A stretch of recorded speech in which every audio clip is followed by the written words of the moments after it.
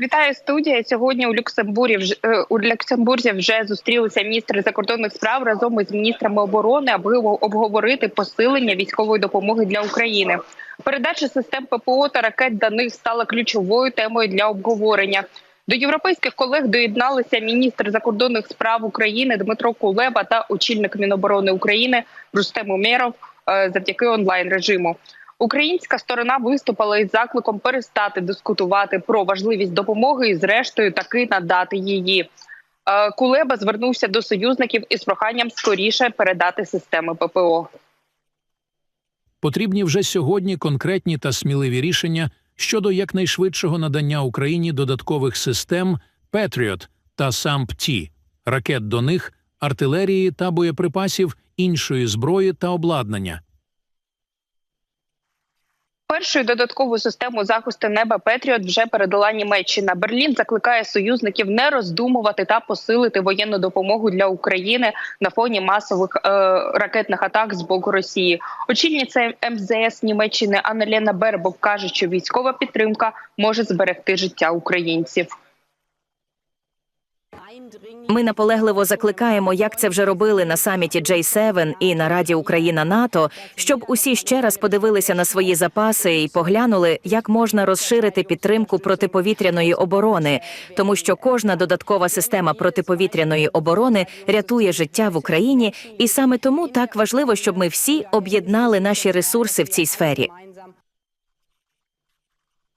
Наразі передачу систем ППО розглядають всі союзники. Зокрема, Швеція планує долучитися до німецької ініціативи з надання додаткових систем захисту. Шведський уряд розглядає можливість не тільки фінансування закупівель систем ППО і ракет до них, а й передачу наявних в країні систем «Петріот».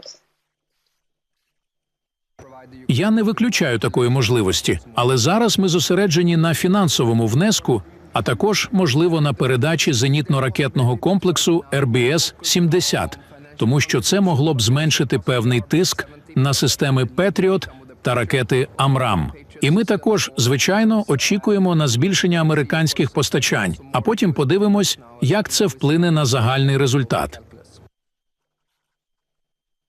Після засідання європейських лідерів у Брюсселі минулого тижня, сьогодні під час зустрічі держави-члени ЄС продовжили тиск на Іспанію та Грецію, які мають в наявності системи «Петріот» та С-300. Країни Євроблоку закликають передати озброєння українській армії. Втім, чи відбудеться це найближчим часом, наразі невідомо. На пряме запитання журналістів, чи отримає Україна «Петріот» від Мадриду, міністр закордонних справ в Іспанії не відповів. Ми дуже добре розуміємо потребу України в засобах протиповітряної оборони і особливо в системах «Петріотс». Я наполягаю, Іспанія завжди робила все. Вона зробила все, що могла і що було в її силах. І сьогодні, звичайно, я буду говорити в цьому ключі в Раді. Крім того, сьогодні обговорюють події на Близькому Сході та ідею запровадження додаткових санкцій проти Ірану через атаку на Ізраїль. Нові обмеження також будуть пов'язані з наданням військової допомоги для Росії. Студія. Софія, щиро тобі дякую за таку детальну інформацію і за твою роботу. Нагадаю, що Софія Назаренко, журналістка, яка нині перебуває у Люксембурзі, була з нами на зв'язку.